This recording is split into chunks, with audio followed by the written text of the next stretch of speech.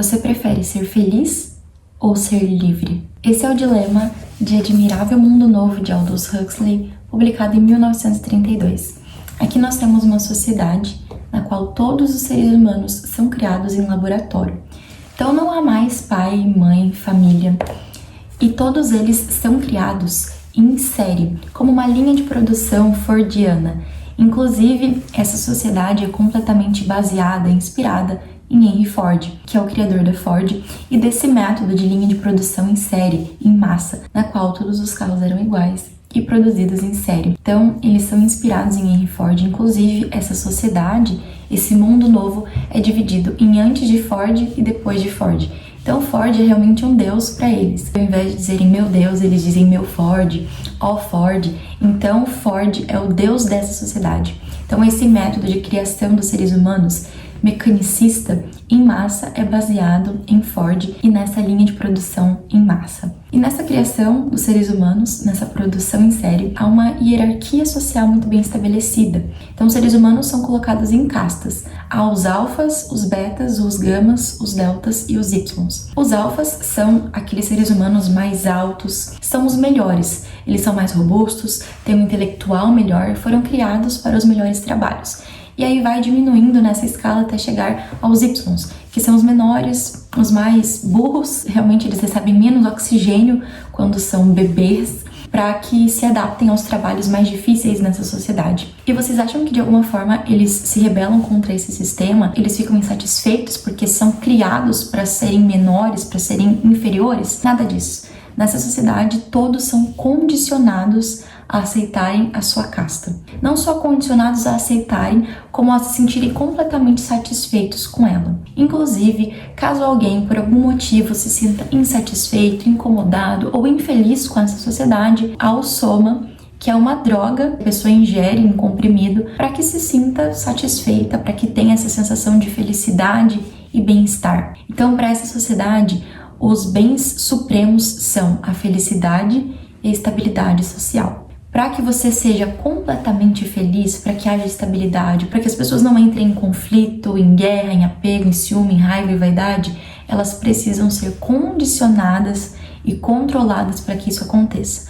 Livremente, o ser humano vai entrar em guerra, vai entrar em conflito, vai existir doença, vai existir amor, vai existir ódio. Inclusive, todos os conceitos que nós conhecemos hoje, como pai, mãe, família, são considerados obscenos, são coisas obsoletas. Então, quando alguém cita aqui pai e mãe, as pessoas se assustam, elas desprezam esses conceitos e acham isso um absurdo, é algo grotesco você falar em família, algo completamente ultrapassado e obsoleto. Assim como o conceito de Deus, de religião, de verdade, beleza, arte, poesia, literatura, tudo isso são considerados conceitos ultrapassados, não cabem aqui no Admirável Mundo Novo. Há alguns personagens aqui que são extremamente importantes, como Bernard, que acaba se apaixonando por Lenina, que é uma outra personagem. E esse Bernard, a gente vê que ele já nasceu, ele já foi criado com alguns defeitos, então ele se sente um pouco incomodado, insatisfeito com essa sociedade, ele percebe que há algo estranho. Inclusive, essa paixão que ele tem por Lenina vai nos mostrar que nesse mundo as pessoas não se apaixonam umas pelas outras, elas não têm sentimentos duradouros, porque o sentimento produz infelicidade em certos momentos, o sentimento produz inveja, ciúme, apego, paixão, enfim, diversas situações que causam instabilidade ou infelicidade na vida das pessoas. Então, o amor é considerado um perigo para essa sociedade. As pessoas são condicionadas a ficarem umas com as outras durante um mês no máximo, e aí você já passa pro próximo e pro próximo. Essa liberdade sexual é muito incentivada, porque quando uma pessoa tem essa liberdade para fazer o que ela quer sexualmente, ela se acha livre, mesmo que ela não tenha liberdade política, liberdade civil e outros tipos de liberdade, como os indivíduos aqui não tinham no Admirável Mundo Novo. Então, esse constante incentivo para que as pessoas fiquem com quem elas quiserem, para que as pessoas tenham relações sexuais com 1, 2, 3, 10 pessoas, e as pessoas são condicionadas para que tudo isso seja visto com bons olhos. Então, é aceitável, é aprovável que você faça isso, e é completamente obsoleto que você se apaixone por uma pessoa, que você tenha relação com uma pessoa só durante muito tempo, e qualquer semelhança com a nossa sociedade hoje é mera coincidência, não é mesmo? Então, essa aceitação dessa liberdade sexual, como se isso fosse sinônimo também de felicidade, é algo muito presente no mundo de Admirável Mundo Novo. E aí surge um momento muito importante na história em que o Bernard acaba indo para uma reserva selvagem, junto com a Lenina. E eles conhecem dois personagens, a Linda e o John. A Linda é mãe do John, ela acaba engravidando dele, então ela é exilada, ela é expulsa do Admirável Mundo Novo, e ela sempre sente muita falta, ela sempre fala sobre o Admirável Mundo Novo com muito saudosismo. E o seu filho John, então, é considerado esse selvagem, então eles ficam muito chocados com tudo que eles veem ali, com a primitividade dessa civilização, com os rituais, com a religião, com tudo aquilo que eles fazem. E o John, ele foi alfabetizado pela sua mãe de uma forma diferente. Ele foi alfabetizado por meio de Shakespeare, então ele conhece, ele teve acesso às obras completas de Shakespeare. Então, tudo aquilo que ele fala é inspirado, é baseado, é uma fala de alguma peça de Shakespeare, Romeu e Julieta, Rei Lear, Hamlet. Então ele tem esse conhecimento de mundo. A referência de John é William Shakespeare. Então tudo que ele conhece acerca do amor, da verdade, da beleza, da religião, do ciúme, da vaidade, das coisas boas e ruins que há no mundo, é baseado em Shakespeare. E aí o Bernard acaba levando a Linda e o John para o Admirável Mundo Novo. Inclusive, esse título é baseado em uma peça de Shakespeare, se eu não me engano é A Tempestade, no qual há essa fala, Admirável Mundo Novo. Então é assim que o John enxerga esse mundo. É um mundo admirável, é o Admirável Mundo Novo. Então ele dá esse título a esse mundo baseado em William Shakespeare. E aí, então, eles são enviados para esse mundo para ser tipo uma atração turística, um entretenimento para as pessoas ao chegar nesse Admirável Mundo Novo. Inclusive, o John tá muito feliz e muito empolgado para ver. Ele começa a perceber que as coisas não são tão perfeitas assim como ele imaginava. Então ele vai perceber essa falta de sentimentos, essa falta de apego, essa falta de profundidade. Ele vai perceber que o cinema é controlado, que o cinema não é como o cinema que nós conhecemos, que a arte, a verdade, a beleza são todos conceitos ultrapassados, que as pessoas não têm acesso ao tipo de literatura de verdade, de beleza que John conheceu, que é a literatura real. Tudo que eles assistem, ouvem, conhecem são sintéticos. São também feitos condicionados, não são reais, são artificiais, para que eles sempre continuem da mesma forma, para que esse Admirável Mundo Novo seja sempre estável e feliz. Então é muito interessante como Huxley se utiliza de alguns conceitos presentes na época em que ele escreveu o livro, como, por exemplo, a linha de produção em série fordiana, a questão do condicionamento dessas pessoas, que é baseado no condicionamento pavloviano, essa manipulação psicológica, inclusive feita muito durante o sono. Se eu não me engano, era chamado de hipnopedismo, quando as pessoas eram condicionadas durante o sono. Então, dormindo, era repetido para essas pessoas milhares de vezes as verdades que elas deveriam acreditar. Então, as pessoas eram completamente manipuladas e aquela crença de que uma mentira contada 1000 vezes se torna uma verdade. Então, não importa se tudo que esse Estado estava fazendo aqui era uma mentira, uma forma de manipulação, então as pessoas dormindo no seu subconsciente ouviam aquela mensagem 1, 2, 10, 1 milhão de vezes até que aquilo se tornasse, por fim, uma verdade. Essa sociedade, essa Londres futurista, no ano 632 depois de Ford, é completamente baseada nessa estabilidade social, nessa esterilização dos seres humanos. Então essa questão higienista também é muito presente e é possível perceber que o preço dessa estabilidade social, dessa felicidade completa, desse bem-estar, é a perda da liberdade individual. Então essa sociedade é baseada no controle. Há 10 controladores mundiais, 10 pessoas que controlam toda a sociedade. Então é uma sociedade completamente baseada no controle. Poucas pessoas, os iluminados, aqueles que representam o Estado, sabem aquilo que é melhor para uma sociedade inteira.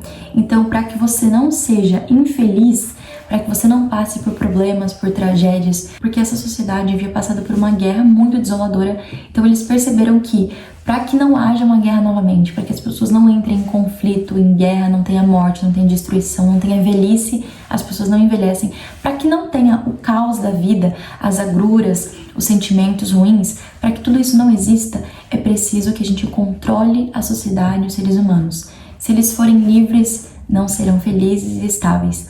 Então é essa felicidade, mas a troco de quê?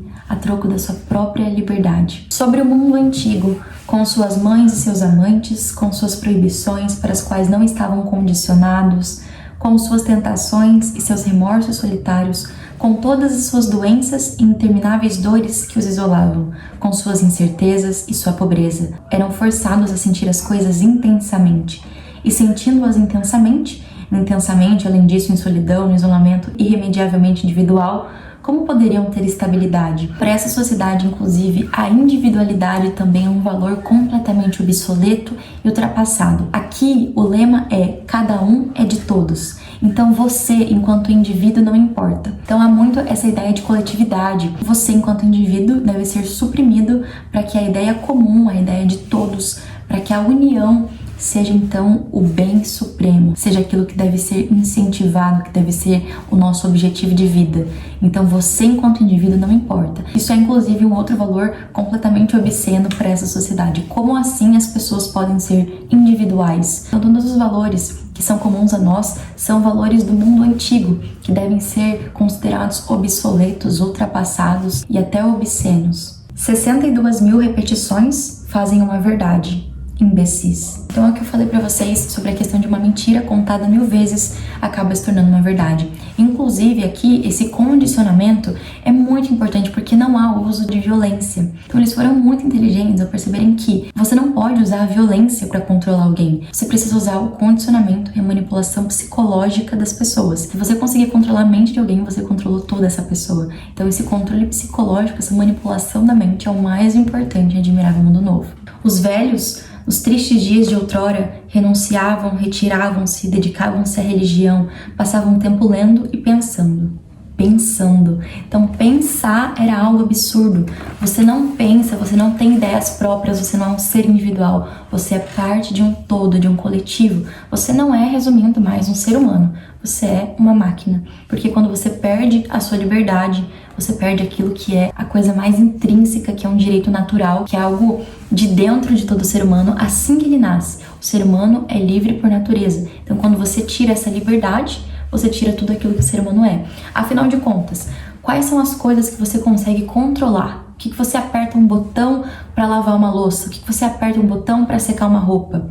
São máquinas. Então, quando o ser humano é controlado, quando se tira do ser humano a sua liberdade para pensar, para raciocinar, para agir por si mesmo, ele deixa de ser um ser humano e se torna algo muito mais parecido com uma máquina. Então olha só, o John, que veio de um mundo normal, considerado selvagem, ele acaba entrando nessa sociedade e vendo que todos os seus valores são aqui considerados obsoletos.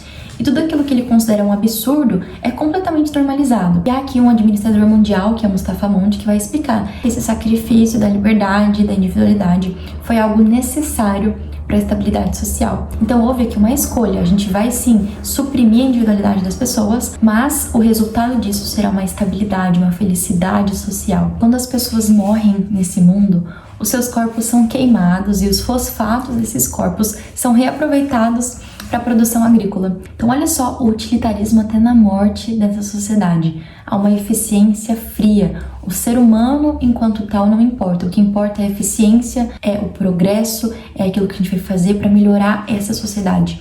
Ainda que com isso a gente precise diminuir cada vez mais a humanidade das pessoas. Então os seres humanos deixam de ser seres humanos para ser qualquer outra coisa, não importa o que eles são. O que importa é que eles serão felizes. Então veja, como que essa ideia de que a gente vai transformar a Terra em um paraíso, de que a gente consegue, com nossos próprios esforços, colocar a Terra nesse lugar de céu, transformar a Terra em um lugar perfeito, onde todos serão felizes, estáveis. Essa ideia é muito perigosa, porque todas as vezes em que isso foi colocado em prática durante a história, que acreditem, embora Admirável Mundo Novo seja esse exagero, essa caricatura, essa realidade futura muito distópica, isso já aconteceu na história.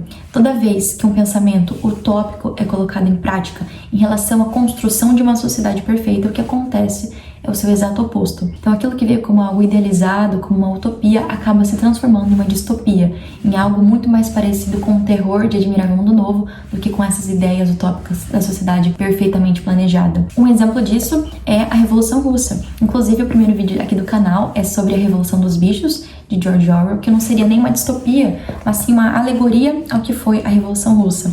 Então a Revolução Russa teve como objetivo transformar a Terra em um paraíso, para que as pessoas fossem iguais, para que a sociedade fosse justa, fosse perfeita, para que todo mundo fosse feliz. E para que isso acontecesse, as pessoas não poderiam pensar por si mesmas, elas não poderiam ser livres, porque olha só, nem todo mundo quer uma revolução socialista, por exemplo, nem todo mundo quer essa sociedade perfeitamente planejada. Então, para que haja essa sociedade perfeitamente planejada, de acordo com a visão de alguns poucos iluminados, como sempre acontece na história, para que isso aconteça, você não pode ser livre, porque se você for livre, você vai ter a oportunidade de não concordar com aquilo que está acontecendo e de alguma forma se rebelar, não querer a revolução, não querer fazer dessa forma. Então, para que haja uma sociedade perfeitamente planejada, para que algumas poucas pessoas coloquem as suas ideias de paraíso na Terra em prática, você precisa perder a sua liberdade. De novo, qualquer semelhança com os nossos dias atuais é mera coincidência, né? Não importa a sua liberdade. Você não pode ser livre para dar a sua opinião se a sua opinião for o contrário daquilo que uma minoria super iluminada achou que é mais importante e melhor para todos os cidadãos, para toda a humanidade. Por isso que a literatura é importante. Se você não tiver essa referência do que acontece quando alguns poucos iluminados tentam cercear a sua liberdade para implantar uma sociedade perfeitamente planejada e que isso vai acabar em terror, em tragédia, em destruição, em perda de liberdade, se você não tiver essa referência, você vai cair nesse engodo, nessa enganação. Porque o discurso é muito bonito. Olha só, todos serão felizes, todos serão estáveis, vai existir igualdade entre todos, ninguém será pobre, todo mundo será igualmente rico. Que piada. De alguma forma, todo mundo vai ser feliz, todo mundo vai ser completo. A que custo? A que custo? Isso é possível, gente? Será que todo mundo em uma sociedade, em uma cidade, um estado, um país, todo mundo quer a mesma coisa? Claro que não. E se você não quer, você deve ou ser condicionado, ser controlado, perder a sua liberdade, ou ser eliminado, como aconteceu ao longo da história. Inclusive, a Revolução dos Bichos é essa alegoria à Revolução Russa e principalmente ao regime soviético de Stalin. Então, Stalin fez exatamente isso. Quem não concordava com ele, primeiro, ele eliminava. Inclusive, há uma foto muito famosa na qual ele removeu da foto um dos personagens. Depois ele mandou matar Trotsky, que também era um comunista, que concordava com as ideias dele. E esse é só um exemplo. Existem outros inúmeros na história de pessoas que tentaram transformar a sociedade em uma sociedade mais justa, mais igualitária, resumindo, em uma sociedade perfeita, onde todos serão iguais, serão felizes, serão perfeitos, serão completos. Inclusive, tem um vídeo aqui no canal, eu acho que é o último que eu postei, C.S. Lewis, Como Ser Cristão. Ele vai falar um pouquinho sobre essa ideia de que os cristãos acreditam que todos nós temos um vazio em nosso coração, que ele só será preenchido na eternidade. Então, durante essa terra, nós teremos aflições, como disse Jesus. Então, a gente não pode querer ser completamente feliz, perfeito. A gente não pode querer que todo mundo seja igual, que tudo seja maravilhoso, porque o objetivo dessa terra não é ser isso. O objetivo da felicidade completa só é alcançado na eternidade.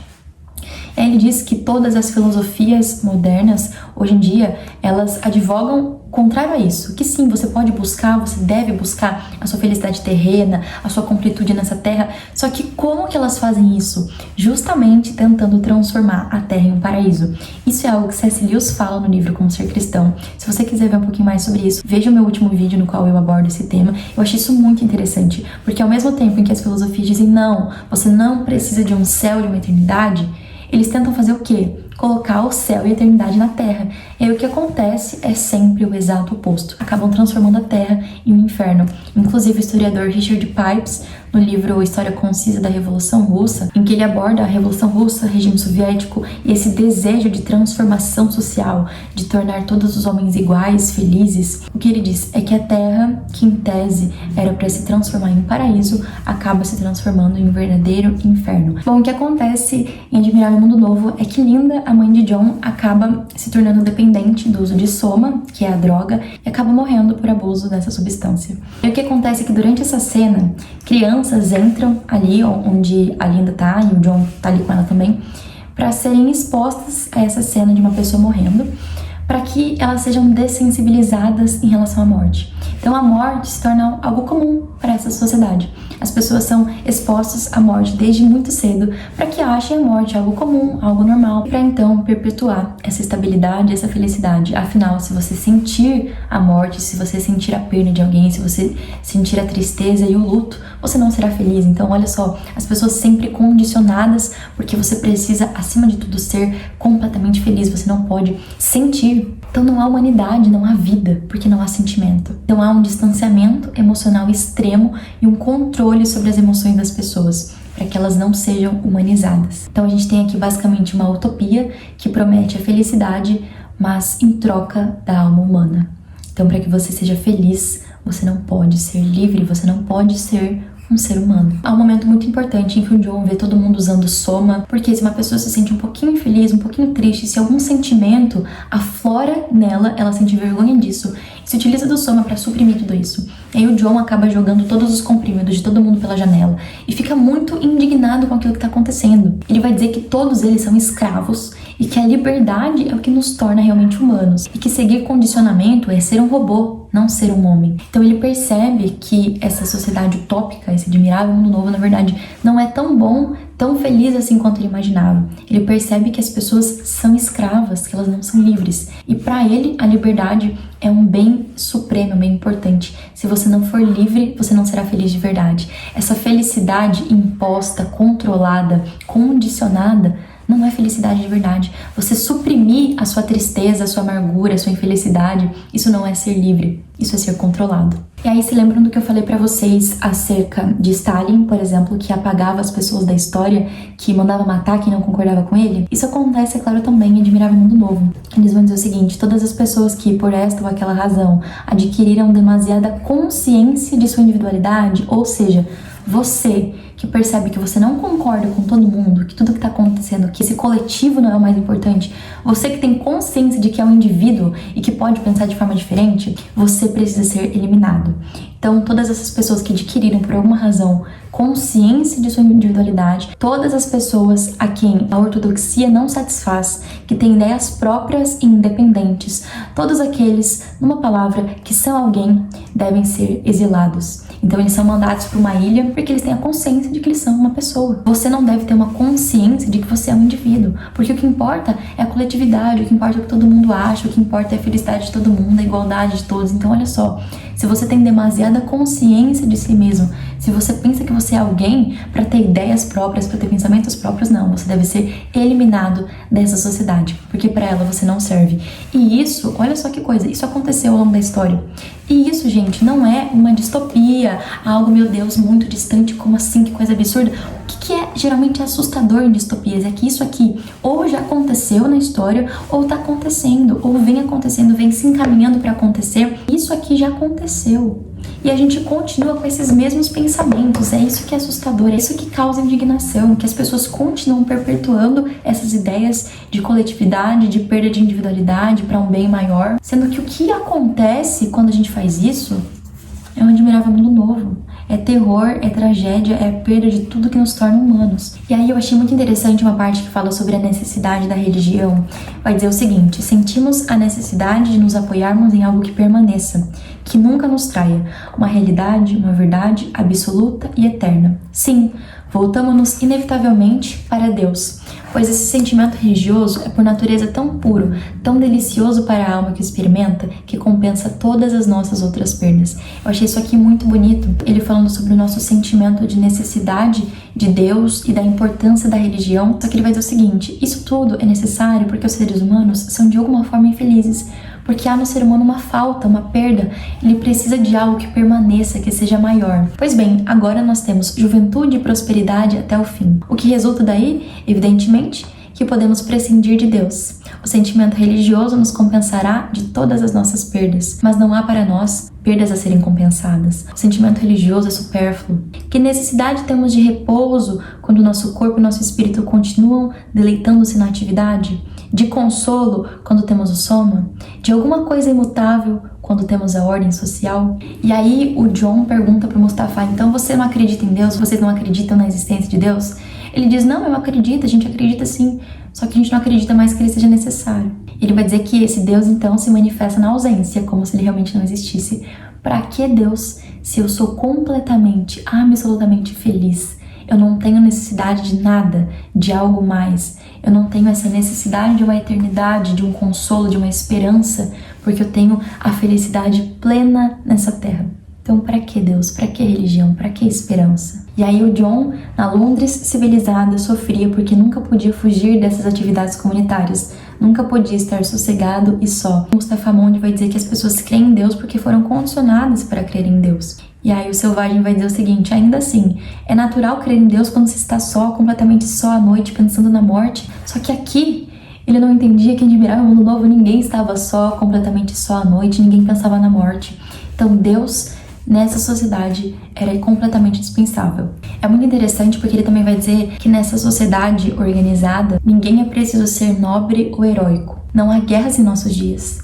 Toma-se o maior cuidado em evitar amores extremados, seja por quem for. Não há nada que se assemelhe a obrigações de felicidade antagônicas. Todos são condicionados de tal modo que ninguém pode deixar de fazer o que deve. Ele vai dizer que numa sociedade convenientemente organizada como a nossa, ninguém tem oportunidade para ser nobre ou heróico.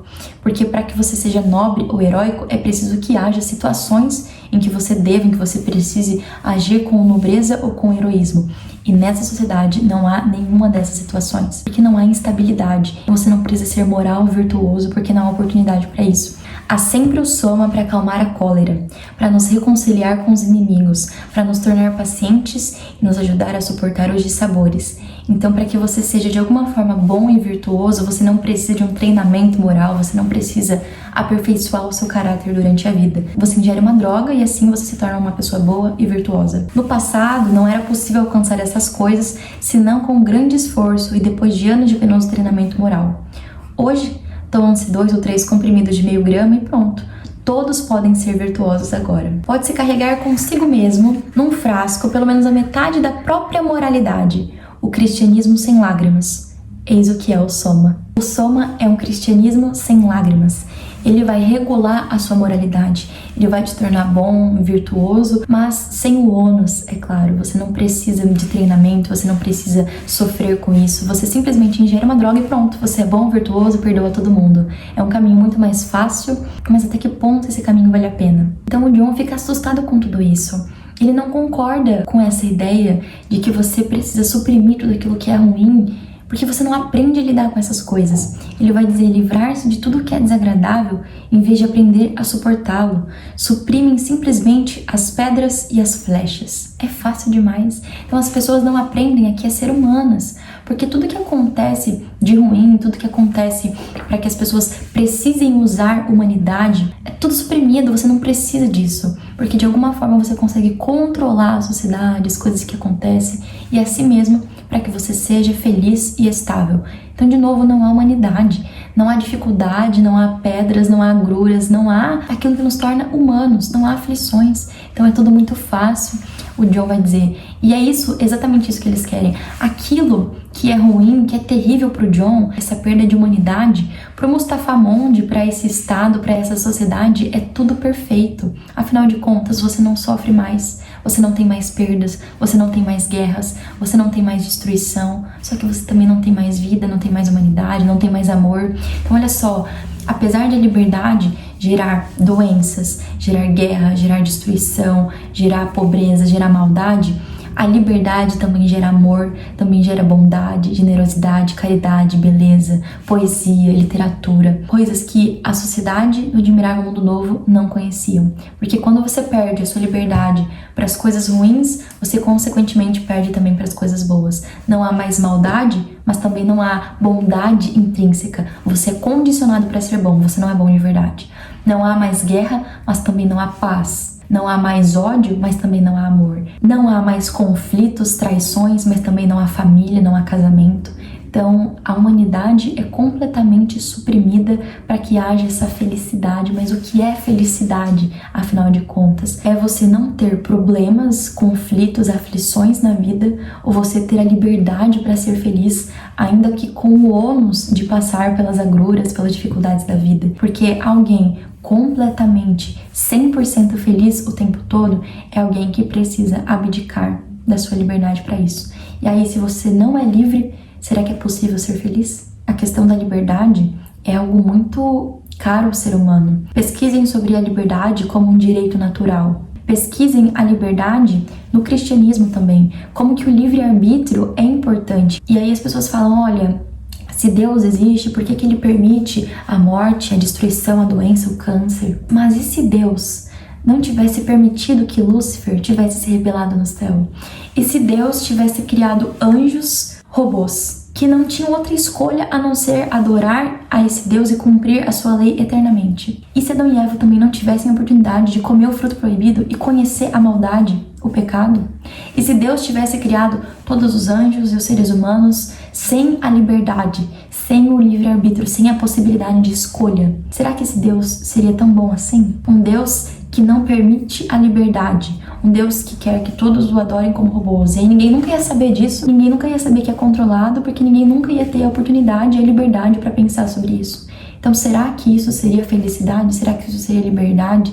Será que Deus seria bom em fazer isso? Ou será que Ele foi bom em permitir a liberdade das pessoas? Em permitir que você que não quer me adorar, em você que quer se rebelar contra mim, então faça e veja com seus próprios olhos como isso é ruim? Então, pra mim, esse argumento de que, porque Deus é ruim ou Deus não existe, porque se Deus existisse, o mundo seria perfeito, mas será mesmo? Será que a gente ia gostar de um mundo no qual as pessoas não teriam liberdade para ver com seus próprios olhos como pecado, como tudo isso é ruim, como tudo isso é mal, como só há felicidade plena em Deus? Então, vejam como a liberdade é um conceito importante para a sociedade, para o cristianismo. Você não pode aceitar alguma coisa como aceitar, amar a Deus, entender o problema do pecado, da rebelião contra Deus, sem ter a liberdade para fazer isso, entende? Então foi preciso conceder aos anjos e ao ser humano a liberdade para que nós víssemos com os nossos próprios olhos que não há vida longe de Deus. Se nós não tivéssemos liberdade para isso, como que nós saberíamos, entende? A gente nem teria oportunidade de saber. Então,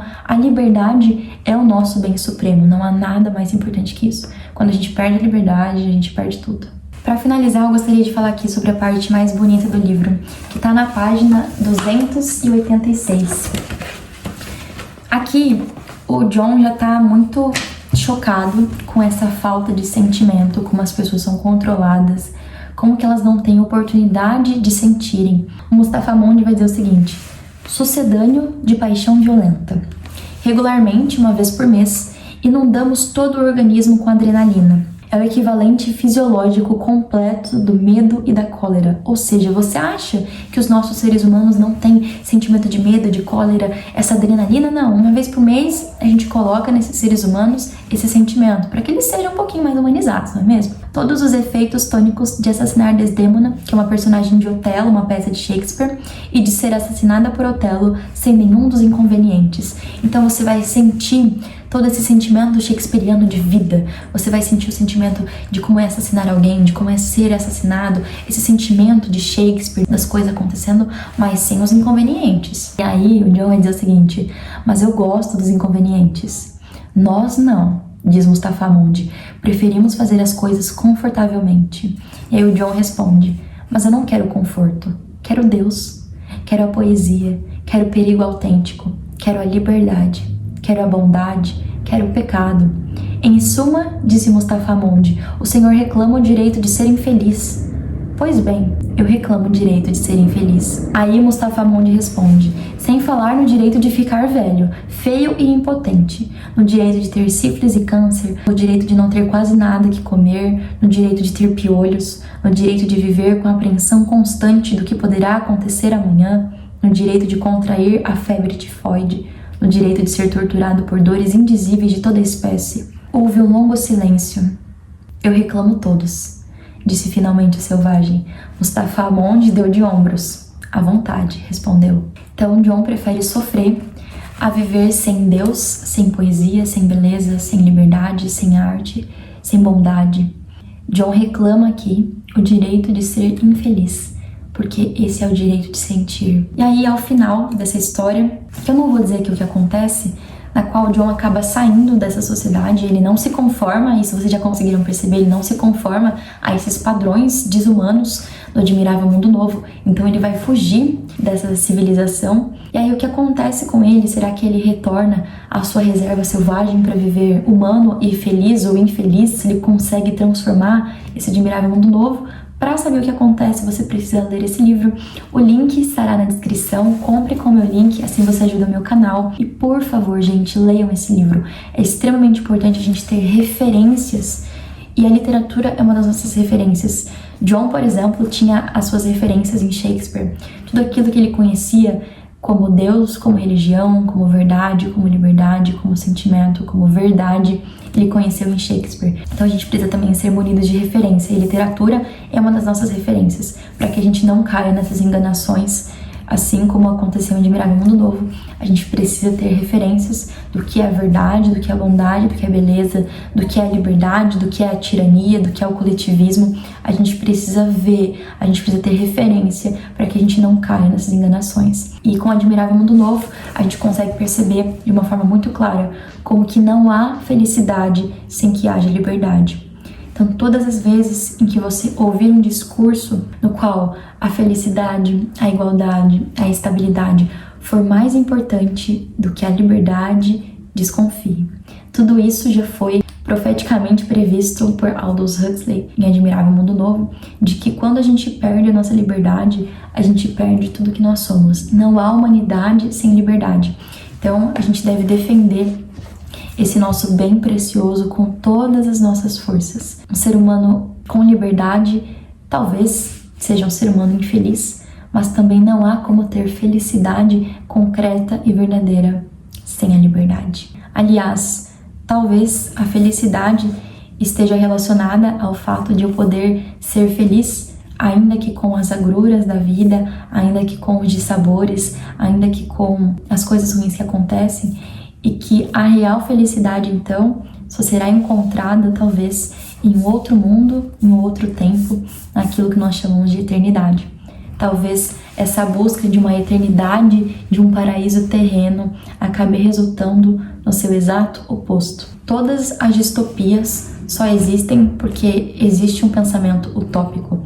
Quando você tenta colocar esse pensamento utópico na sociedade, o que acontece é algo muito mais parecido com o terror de Admirável Mundo Novo. Viva a literatura e viva Aldous Huxley!